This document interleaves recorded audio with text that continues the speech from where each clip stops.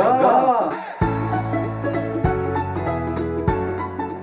네, 최지영 목사의 오마이갓. 오늘은 30번째 시간입니다. 목사님, 안녕하세요. 네, 안녕하십니까. 저걸 세고 있는 겁니까? 카운터를. 세야지요.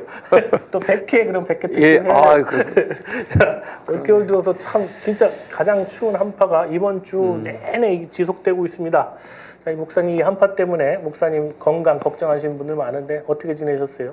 네, 뭐 백은종 대표님의 소환과 부르심과 재촉에 의해서 여기저기 다니시고. 예, 여기저기 이제 다니고 야외에서 활동하다 보니까 예, 목감기가 떠나지를 않는 것 같습니다. 예. 저도 어제 방송하는데 갑자기 콧물이 나오고 재채기가 나와서 예, 참 예, 예. 걱정입니다. 자, 아무튼 건강 계속해서 주의해 주셔야 또 우리가 목사님 또 자주 만나게 되지 않겠습니까? 그렇습니다. 건강하셔야 예. 됩니다. 예. 자, 그럼 본격적으로 목사님과 오마이갓 시작해 보겠습니다. 먼저 이번 주에 가장 핫한 뉴스는 역시 이재명 대통령의 신년 기자회견 아니겠습니까? 그래서 그렇습니다. 오늘 예. 자, 목사님과 신년 기자회견 내용 중심으로 한번 말씀 나눠보겠습니다. 자, 이재명 대통령께서 이 신년 기자회견 중에 한국 개신교회의 정교분리 원칙을 어긴 목사들을 딱 지목하시면서 이런 얘기를 하셨어요. 밭에 농사를 지을 때 큰 돌과 작은 돌을 한꺼번에 다 끄집어내려면 힘드니까 자, 우선 큰 돌부터 골라내야 한다 이런 말씀을 하셨는데 네. 자, 이 말의 의미를 좀 목사님께서 설명해 주시면 고맙겠습니다. 네, 일단은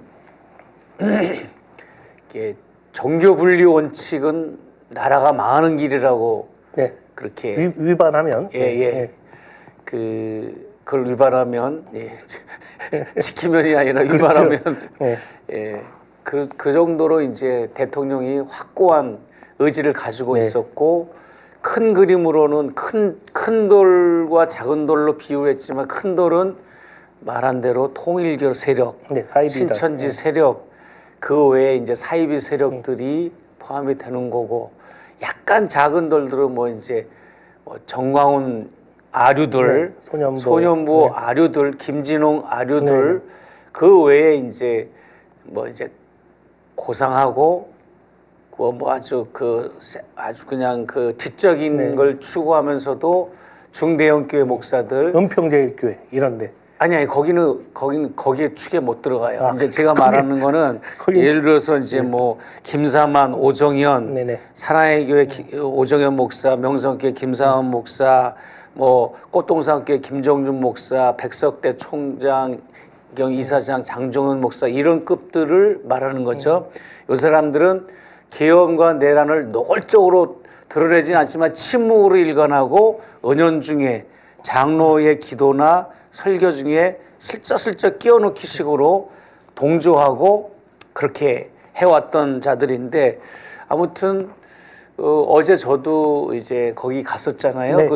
저기 은평 제일교회 그 심화보 목사라고 하는 자를 포함해서 이런 사람들을 다 이제 골라내야 되는 거죠. 왜냐하면 그렇게 하지 않으면 이제 내란 선동을 하는 자들이었고 내란을 동조하는 목회자들이었고 또 어찌됐든 헌법을 부정하는 반동 세력들이기 때문에 이런 사람들을 속아내지 않으면 건전한 나머지 한국교회 목회자들과 신도들이 굉장히 타격을 입잖아요.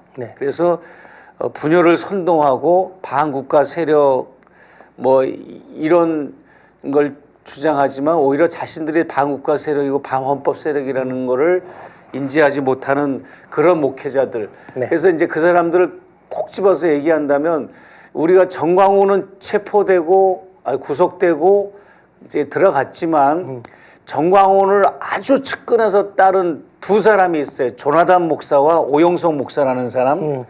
이 사람들이 거의 다 이 서포트하고 정광훈을 대신하는 일을 해왔고 집회장에 나와서 막 마이크 잡고 떠드는데 그 중에 한 명은 나하고 동기동창인데 오영석은 나하고 동기동창인데 하여튼 아주 난리 났습니다. 정말. 그러니까 정광훈 목사가 구속되면 그 일을 대신하는 사람들인데 저자들도 계속해서 내란을 동조하고 옹호하고 이재명 대통령을 뭐 아주 혐오하는 그런 죽어야 자들이 나라가 있었고 그 다음에 이제 어제 갔던 우리 소년보 목사의 그 아류들이 있어요. 소년보를 따르고 뭐 이제 그 동조하는 네네. 그런 사람들도 이제 법의 심판을 받아야 되고 아무리 무지하다 해도 네, 맞습니다.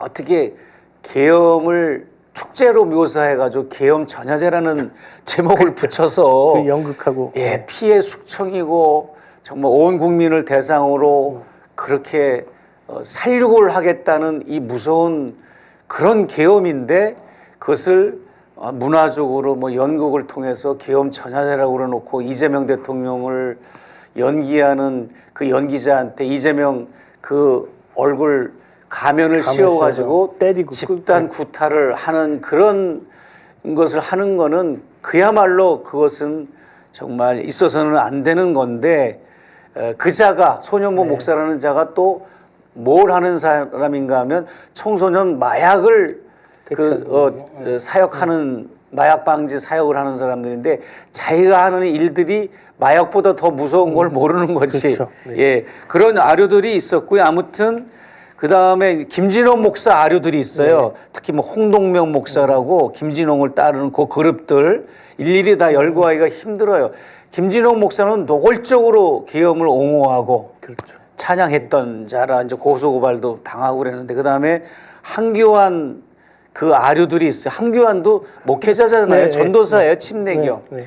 그리고 이제 여러 이제 그 전국적으로 보면 그런 계엄을 옹호하고 찬양하고 내란을 선동하고 동조하는 윤호개인을 부르짖는 자들이 아직도 곳곳에 있는데 이런 자들이 윤호개인을 입 밖에도 내지 못하도록 강력한 처벌을 네. 해야 맞습니다. 이제 된다고 생각을 하고 특별히 이제 마지막으로 신천지와 통일교는 워낙 이제 국힘당과 연결이 있기 때문에 특검이 됐든 특별수사가 됐든 손을 댈 거 아닙니까? 근데 그거와 별도로 우리가 익히 다 알고 있지만 사각지대가 있었어요. 건지는 그래도 노골적으로 이제 뇌물을 주고받고 한 것 때문에 이제 구속이 됐지만 천공. 네, 천공. 천공이 윤석열, 김건희와 결탁을 해서 국정을 농단한 건 이것은 지금 사각지대에 빠져 있고요. 두 번째, 백재건 교수. 이자도 특별 수사해야 됩니다. 반드시 이 방송을 보는 경찰이나 저 검찰 관계자는 인지 수사를 하더라도 왜냐 그 윤석열, 김건희가 계엄을 하고 내란을 하는 와중에도 늘 대통령 관저에 붙어 있으면서 그 일을 옆에서 조장을 하고 조언을 해주고 그렇게 했던 역할을 했잖아요. 비근한 예로 김영현이가 검찰에 출두하는 날 대통령한테 연락을 의중을 물어본다고 해놓고 대통령한테 하지 않고 백재건 교수한테 했잖아요. 백재건 교수가 대통령 옆에 있다고 하는 걸 알기 때문에 그 정도로 옆에 붙어있던 사람인데 아직도 수사를 안 한다는 것. 이게 사이비들 이런 자들 다 일단 계엄과 관련돼서는 차라리 우리 어제 백 대표님하고 뼈있는 얘기를 밥을 먹다 말고 했는데 백 대표님이 그러는 거야. 이해우는 안 된다. 아무리 대통령이 지명을 했어도 차라리 한동훈을 지명하면 우리는 아무 말 할 수 없다. 왜냐하면 한동훈은 어찌됐든 목적이 어찌됐든 자기 그 아류들을 데리고 탄핵에 찬성을 했기 때문에 이게 탄핵이 가결됐지 한동훈 파들이 지지를 안 해줬으면 그러니까 윤석열 탄핵을 찬성하는 자, 계엄을 옹호하는 자들은 절대 이재명 정부에 들어오서는 안 된다는 게 이제 지론인 것처럼 교계도 마찬가지입니다.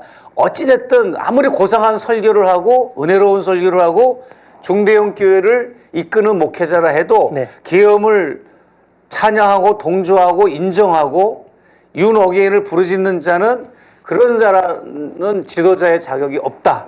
이렇게 보는 거고 저도 동감합니다. 자정 능력이 없는 거죠. 목사 입에서 참 사랑이 아니고 다른 단어가 나오는 이런 목사는 저는 종교를 빙자해가지고 증오를 유발하고 가짜 뉴스의 산실이 교회가 돼서는 안 되는데 지금은 가짜 뉴스의 산실이 교회이고 증오의 산실이 교회이고 너무나 부끄럽고 그것도 그렇습니다. 대형 교회를 중심으로 그런 일들이 벌어진다는 게 참. 그다음에 요거는 얘기 안 하면 또 이제 제가 욕을 먹을 수 있는데 그럼에도 불구하고 네. 또 건전하게 목회하는 분들이 계시고 그럼요. 네. 또 윤호기인 세력들을 차별화하기 위해서 삭발까지 하는 진보 목사님들이 또 네, 맞습니다. 계셨어요. 네. 무슨 예를 들어서 나들목교회 김영국 목사라든지 또 보험주의 연합 단체 구교영 목사라든지 네. 그리고 NCCK의 비상시국 회의라든지 기독교 시국 행동이라든지 목정평 목회자 정입 실천 연대라든지 뭐 윤석열 폭정 종식 그리스도인 모임이라든지 이런 건전한 그럼요. 목회자들도 많이 있다는 것도 알고 계시면 좋겠습니다. 네. 예. 목사님, 저도 신학대학 출신 아닙니까? 제가 아 그렇죠. 예 맞습니다. 서울신학대학 나왔는데 저희 동기들, 친구들 훌륭하게 목회하고 있는 친구들 참 많습니다. 네, 그렇게 또 훌륭하신 목사님도 많다는 거 여러분들 알고 계시면 좋겠습니다.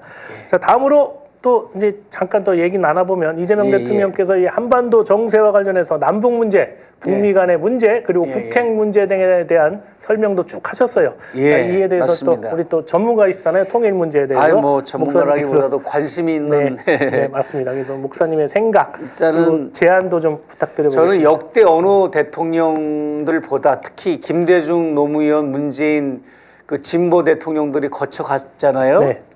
그런 분들보다도 이재명 대통령이 더 통일에 대한 감각, 대북 정책에 대한 감각이 뛰어나다라고 저는 인정하고 싶어요. 왜냐하면 그런 걸 아주 디테일한 걸 인지하고 있고 문제의식을 가지고 있다는 거 그거 그렇게 없습니다.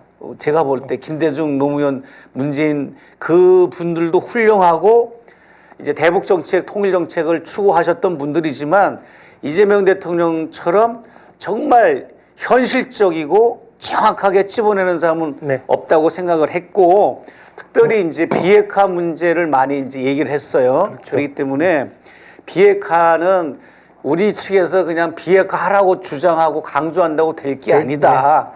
일단은 핵 그 재료를 생산하는 그 일을 중단시키는 것. 지금도 계속 생산되고 있으니까. 핵개발 중단, 그다음에 핵 군축 협상하는 것 이런 것부터 우리가 하나 해나가자. 핵 물질을 더 생성하지 않는 것만 해도 엄청난 거고 해외 반출하지 않는 것도 엄청난 거고 그렇죠.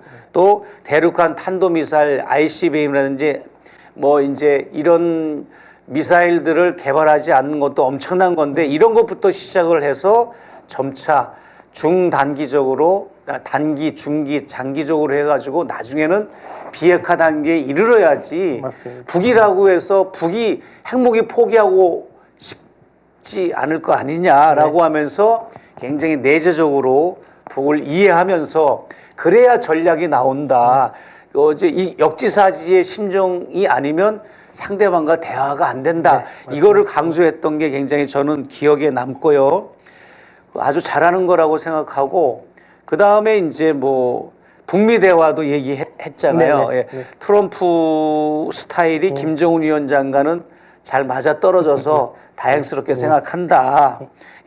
제 입장 표현에서는 저 트럼프의 그 독특한 스타일이나 그런 사이코틱한 것, 돌출 행동 같이 보이지만 이것이 결국은 이제 그 한반도에는 도움이 되고 북과의 관계에 있어서는 도움이 된다.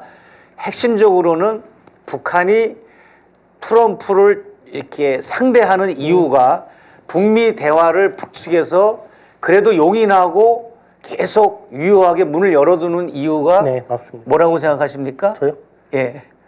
북한이 그래도 트럼프하고는 대화를 하려고 여지를 남겨두고 하는 이유는 본인들이 핵 보유국으로 인정받기를 원하는 것 때문에 사실은 그렇죠. 트럼프나 미국과의 대화를 요구하는 트럼프가 겁니다. 그동안 이제 했던 액션이나 대화 말로 보면 핵 보유국으로 인정하는 듯한 표현들을 많이 했으니까요. 그 핵 보유국으로 인정받기를 갈망하기 때문에 그 문제를 해결하려면 트럼프를 만나야 되고 그 문제를 해결하려면 미국 측과 이게 정상적인 관계가 돼야 이제 되기 때문에 북측도 그렇게 해왔던 거고요. 그 다음에 이제 무인기 침투 사건 때문에 그러니까 자라보고 놀란 가슴 소뚜껑 보고 놀란다는 것처럼 이재명 정부 들어서 좋은 일도 많이 하고 대우 확성기도 중단시키고 삐라도 중단시켰는데 이게 또 무인기를 침투시키는 걸 보고 이재명이가 겉으로는 저렇게 하고 속으로는 민간인을 고용해가지고 저렇게 윤석열처럼 나쁜 짓을 한다라고 아주 예민하게 오해할 수 있죠. 오해하고 있는 것을 이재명 대통령이 좀 우려를 했죠. 그래서 결국은 북한이 아직도 윤석열 정권으로 인한 2년 반 동안의 그 폭정 때문에 북을 도발하고 자극한 이런 것 때문에 이재명 정부의 진정성을 이해하지 못하고 불신이 극에 달했다. 이것을 호소하는 또 발언도 했다고 저는 그렇게 체크가 되고요. 아무튼 그리고 이제 이재명 대통령이 남북 문제의 그 핵심 키워드는 기자들이 여러 질문들을 했지만 가장 튼튼하고 견고한 안보는 싸우지 않고도 싸우지 않고도 평화가 유지되는 맞습니다. 것이 가장 강력한 국방력과 안보다. 그렇게 이제 얘기를 했고 싸울 필요도 없고 싸울 여지도 없고 평화적 공존 상황이 가장 최고의 안보다라고 하는 것 거기에 이제 저도 공감을 하고 그리고 이제 바늘구멍만큼도 남북 관계는 지금 빈틈 어떤 대화의 창구가 없다. 그래서 이제 그것을 올 한 해는 좀 창구를 열어서 대화를 재개해야 된다라고 결론을 내렸던 겁니다. 이상입니다. 남북 관계가 호전이 되고 군축만 돼도 자, 북한은 그 핵무기 개발에 돈을 얼마나 쓰고 있습니까? 그러니까 스스로 군축만 돼도 북한도 경제가 나아질 것이고 우리도 마찬가지로 국방비가 줄면 얼마나 또 이 경제 활성화의 보탬이 되겠습니까? 그런 면에서 이 남북 화해 그리고 평화는 이 밥이고 쌀이고 그렇습니다. 평화는 진짜 밥이라고 생각합니다. 맞습니다. 자, 아무튼 최재형 목사의 오마이갓 오늘은 여기까지 하겠습니다. 마지막으로 이번 주 우리 목사님 또 기도 제목 하나 주고 가셔야죠. 네, 오늘 그 대담 내용과도 이제 좀 일치하는 부분인데요. 제가 그래도 뭐 지금 사역과 활동이 남북 문제, 통일 문제 아니겠습니까? 네, 맞습니다. 북미 간의 문제이기도 하고 그런데 제가 이재명 정부와 또 민주당 그리고 우리 통일운동 하는 그 네트워크를 통해서 제가 통일에 남북 대화가 꽉 막힌 상황에서 그 역할을 감당하는 도구가 될 수 있게 해달라는 기도 제목을 부탁드리고 싶습니다. 제가 반드시 조금이나마 이재명 정부와 김정은 위원장과의 관계가 회복되고 남북 대화 소통이 되는 부분에 있어서 조금이나마 제가 일익을 담당할 수 있기를 기도합니다. 네. 자, 우리 최재형 목사님께서 통일의 도구로 사용될 수 있도록 여러분들 많은 기도 부탁드리겠습니다. 자, 신통하는 다음 주 월요일 아침 6시 30분에 다시 찾아뵙겠습니다. 목사님 오늘도 함께해 주셔서 대단히 고맙습니다. 자, 이번 주 내내 함께해 주신 시청자 여러분도 진심으로 고맙습니다. 감사합니다.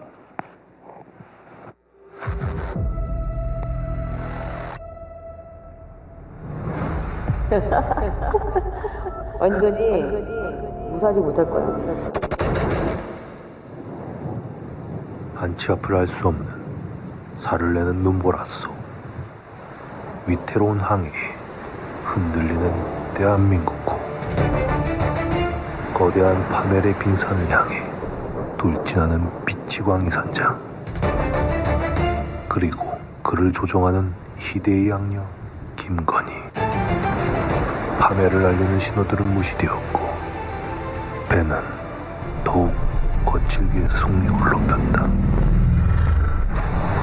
피할 틈도 멈출 여유도 없었다. 괴물과 함께 대한민국은 절대절명의 위기. 그러나 드러난 위험은 고작 빙산의 일각에 불과했다. 칠흑 같은 바닷속에 더 거대한 어둠이 도사리고 있었다. 대한민국을 통째로 삼키려는 거대한 기득권 카르텔, 그 모든 것을 조종하는 아마테라스가 입을 벌리고 있었다. 김건희와 윤석열은 빙산의 일각에 불과했습니다. 인간의 생명과 고통을 제물삼아 세계 정복을 꿈꾼 아마테라스. 곡선과 파묘는 예고편에 불과했습니다. 이태원 참사 직후 아이들의 희생을 적극적으로 활용해야 한다는 천공의 망언은 바로 아마테라스에서 비롯되었습니다. 일본 황실의 선조 여신 아마테라스를 숭배한 건진과 천공, 은밀히 일본식 다다미 방과 히노키탕을 향유한 김건희 윤석열에게 한국인의 목숨은 개돼지에 불과했습니다. 제2의 광주 학살을 예고한 노상원의 대량 학살과 김건희가 꿈꾼 통일전쟁의 망상, 정권 교체 후 특검 수사가 진행되기까지 대한민국이 얼마나 큰 위험에 처해 있었는지 우리는 미처 깨닫지 못했습니다. 각계 전문가와 정치가들이 심층 분석한 진짜 내란 우두머리에 숨겨진 실체, 알아야 산다, 민족 생존을 위해 수면 아래 숨겨진 거대한 위협의 실체를 전 국민이 알 수 있도록 국민 여러분의 적극적인 동참이 절실합니다.